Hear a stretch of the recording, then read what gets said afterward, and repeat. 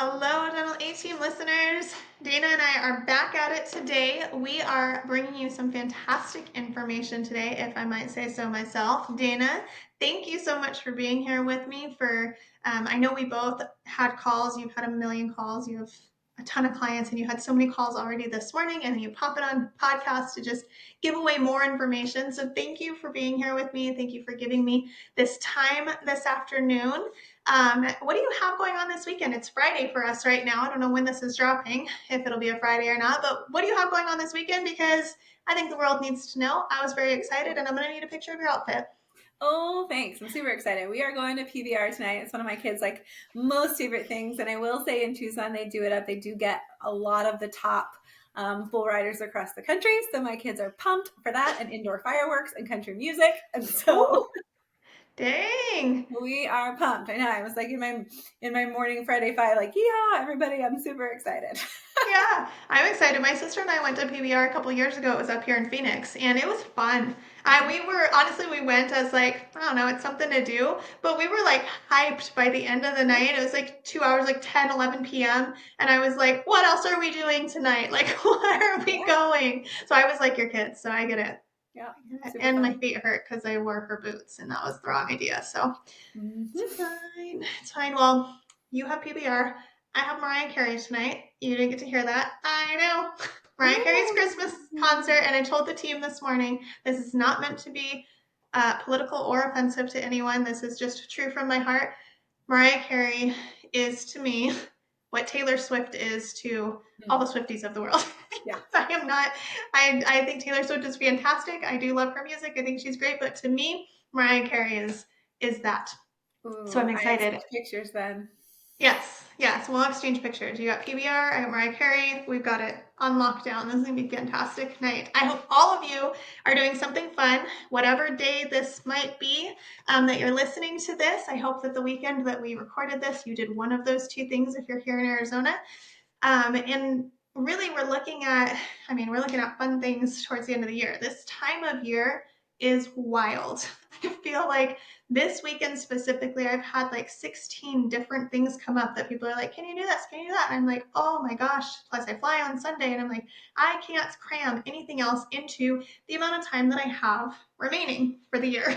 And this is the crunch time, the end of the year, where things just get really, really, really wild, and we really try to cram as much as we can into the time that we have. So personally and professionally, we start doing this. We start seeing practice, schedules get a little wild. And I really want to talk about today how to make the most of that. So end of year crunch, end of month crunch, but also Dana and I were talking, and I want to not just talk about it for December, for the end of the year. I want to talk about it for forever, for every month. Like, how can we make sure that it doesn't get to the end of the year, the last 2 months of the year, that we're like, holy cow, guys, we've got $60,000 we've got to make up. Like, we're behind. And I don't want you guys to get there. I don't want you to feel that crunch. I want you to be looking at numbers more succinctly throughout the year so that you don't feel that stress. But we do get there. We do get there sometimes during the year, during other months, and I want you to also be prepared for what that can look like. And Dana, you had just this really fantastic plan that you've laid out that we use for a lot of our clients. All of our clients are doing it where they should be. If they're not, slap on the wrist and talk to your consultant. Make sure you get it implemented. But I really want to hear, in your words, Dana, how you make sure that your teams and your doctors are constantly looking at those goals, that they don't have that weird crunch time and they can accomplish what they're looking for. Yeah. And I think, like you said, you start off by really looking at those numbers throughout the entire year. I think we set them oftentimes in November, December for the following year. And then we're like, well, we set them, we know what they are, that's it. Yeah. And that's great that you know what they are, Yeah. but continuing to look at them throughout the year, and really to continuing to look at, is there a gap in any Yeah. of them? And that then we are pushing the needle, or we're spreading the gap out for the rest of the year, so that we are just doing our very best and we're staying on top of where we are in getting there. And oftentimes when we set them in the beginning of the year, those are big numbers, right? Yeah. They're big numbers. And for the team to digest this, we walked through with a practice on our group consulting the other day, and our consultant Christy just did a fantastic job of saying, like, those are huge numbers, and to team members sometimes we have to break it down into bite-sized chunks, and what can we focus on every single day to get us there. And if we can take, let's say you said a $60,000 gap, if we can take a $60,000 gap and we can break it down and say, guys, that is 1 crown a day, boy, does that feel so much more doable to a team member than we've got to find $60,000. Yeah. Right. And I love that you said not just in December, because December, like you and I were talking about, Tiff, is like a baby month this year, like where the holiday is placed, and with the time off that happens in December and all the activities, like December is such a tiny month this year. And so if we wait and we save and we say, okay, well, let's look at it in December, man, we have missed some opportunities throughout the year and all the other working days that happened before we got to the month of December. Totally. I think that's brilliant. And it's something that should be talked about, like you said, every day. Really, we should be looking at it, especially when it's crunch time. And I know I've had so many teams really rally at the end of the month when it is crunch time. And not that they waited till the end of the month, but they're like, okay, guys, like we're still needing this 10K. Like, where are we finding it today? And teams will gamify it and they'll really rally around it when they know what they need to gain, when they know how to win. So this kind of goes into that metrics conversation that we had on another podcast of really knowing how I can affect the metric on a daily basis. I love the idea of doing it and breaking that, of what Christy said, like breaking a big goal down to something smaller. So breaking that yearly goal down to quarterly, down to monthly, down to daily is huge. And I even have practices. I talked to one today that they were like, gosh, most of the days this week were fantastic. Yesterday kind of sucked, but overall for the week, we were above goal. Fantastic. So it's from a monthly to a weekly to a daily. Like, as long as you're on track over the big haul, that's what matters. So I do have practices that almost focus too small, and then I have practices that focus too big. The too big practices are like, okay, guys, our goal is 250 this month, and we're at 125, so let's keep going. It's like, okay, cool, but like, what else is left? And then I have practices that are like, oh, we need $10,000 every day. So every day they're like, are we at $10,000? Yes or no? What they're not doing is what Dana's talking about, is really looking at what was our goal minus what we've done, minus what's scheduled, right? Divided by the number of days you have remaining. Because even if I'm at 12,000 of a $10,000 goal today, if I was at 8,000 yesterday and I'm not thinking about that now $2,000 gap between the 2 days, I'm $2,000 short at the end of the month. And I'm like, wait, where did the money go? Well, it was a gap somewhere that was missed. So we've got to look at all of those metrics and figure out every single day, my daily goal might change. I have a practice that I was like, I extended them. That was hard to get out. I extended them 1 year past what they thought they could do. I knew they could do it, right?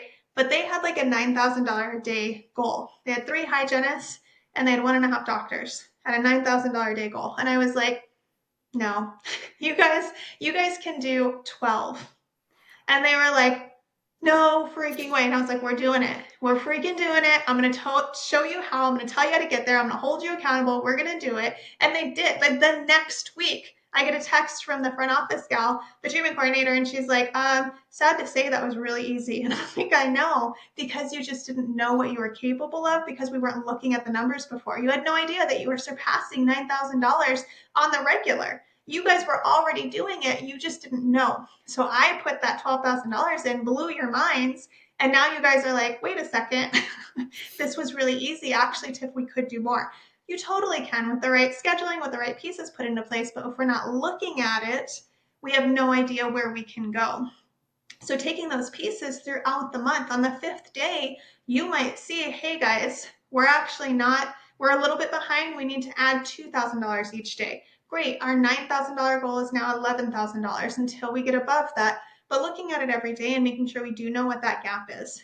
Dana, you talked on another podcast about, like we said at the beginning of this one, how the little things that we do every single day can add up to a big thing. So even as far as you mentioned attaching all of the procedure codes, right? So what have you seen in practices that you've worked with or worked in, where it's like, gosh, guys, we're only $500 short or something? Like, we're looking at it But then it comes down to those simple things. What are some areas that you feel like practices miss that are easily made up when they've got a gap like that? Like just Mhm. attaching simple codes. What codes are you looking at?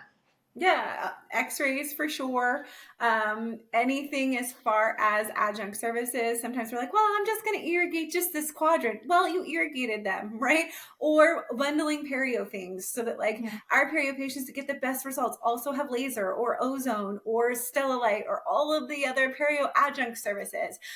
Making sure that we're adding fluoride. Even I've got lots of doctors now that like, because fluoride helps crowns last longer, are adding fluoride to all Mm-hmm. of their crowns, right? When they do the Yeah. seats, they're administering varnish. Even coming up with, all right, as we're seeing more of this fluoride pushback come out, you know what? There's a hydroxyapatite varnish. So let's have that in the practice so that Yeah. even when we get pushback, there's still something we can do. So it really is just little things. And I use fluoride as an example because lots of patients can benefit from that or the hydroxyapatite alternative. And if we look at, let's say, one hygiene day, average fluoride we'll say is $30 for the varnish. We see 8 patients in each hygiene column. If every hygienist even got 80% of their patients, that's close to $1,000 extra dollars every single working day. And it's something so small. You use the example of PAs, and right, PAs $12, $16. But if we're doing that routinely for all of our patients, that maybe we see a little bit something, or maybe, they're having some sensitivity here and Yeah. we add that PA, those things add up with the number of patients that we see each day. So little things like that really do have a huge impact. Yeah, I agree. I think the PAs are so easy, and I think even on like a limited exam, we'll have a limited come in and they'll do a limited and a PA, but then sometimes the doctor's like, "Can you get a bite wing of that?" Then you did a bite wing too, right? So making sure all those are put in there. And then I thought, how many times when I've done billing and gone back through and I've seen crowns and I'm like, so many crowns, like, do we really not do buildups? Doc's like, we always do a buildup. What are you talking about? I'm like, well, we've never charged for a buildup. These Yep. patients are just getting buildups all over the place, and those are like $185 to, I've seen it all the way up to almost $300 for a buildup. And so making sure that every code is attached is insanely important, not just to the billing representative because he or she desperately wants that information, you guys, but also to your bottom goal. And when you come in and it's like, guys, we're so close. Or when I get the calls from the teams and they're like, oh, we missed it by 2,000. I'm like, well, where was the 2,000? Where did you lose it? Was it in buildups or PAs, or was it, two more? Can we have done two more occlusal guards? Like, what does that look like? So really winning your month and knowing how you're going to get there is huge. And then I think you guys talked, you said on that group coaching call, which I love because those doctors are just freaking fantastic and they have so many excellent questions and ideas that they're sharing. But you guys brought it so granular as to like, what is the thing that's going to get us there? So we might be $1,200 short. What is that? So that's a crown, that's two occlusal guards, that's a handful of fillings for certain patients, like really looking at, okay, where can we make that up? Where do we have time in our schedule to make that up? Do I have assistant time that if I had two night guards come through, so two occlusal guards, I could have the scans or impressions taken? Like making sure that it's super applicable and that we can see the result very easily, I think is super key. And then also flip side, Dana, I have a lot of hygienists that I'm like, take the scan in your room. If this patient needs a night guard and a occlusal guard, take the scan in your room and then get that credit over there as well. Do you have a lot of hygienists that are doing scans and occlusal guard scans, like full mouth scans to show teeth shifting, all of those pieces? Are you seeing that a lot? Yeah, and I'm even seeing. I had a hygiene team that they even started to build a whitening column in between their recare patients, and they would both kind of just hop and run it and manage it together. And that was a fantastic boost in production. And sometimes too, it is like doctors are hesitant. I just talked to another doctor, and it was like, well, I could do bone graft or membrane, and I'm like, well, I want you to stop and think, like, would this give this patient a better result? Maybe they're Yeah. not interested in implant right now, but they didn't say no ever in the future. So like, let's bone graft it and make sure that those bone levels are nice and healthy. Or, well, I only popped a couple granules in there. No, that's a bone graft. So let's make You sure opened it. that we are accounting for it. So I think this is a team wide thing. And if everybody can just be like, what is one little thing But it's one Yeah. little thing that if I did consistently throughout my patient base, or if I added in one whitening patient, or combined as a hygiene team, we ran a whitening column, or our EFTA had their own column and they were doing sealants in a pediatric practice. Like, what can we do? And there's oftentimes so many things that if we put our heads together, we actually end up with this list and we're like, okay, well, Yeah. actually, where do we start of all of these things Yes. that we can do? Yes, and putting our heads together on how do we implement this change moving forward and what's the verbiage to feel okay with it. Because I think also we have a hard time sometimes charging for what we should get paid for. And we say constantly, charge for what you did. Charge for what you did. So that means don't leave it off. And charge for what you did, meaning don't charge the wrong code just because it feels better, because it feels like less. I know I love you all dearly, all of you who are doing this, but it needs to stop. Charging a pro fee for a perio maintenance.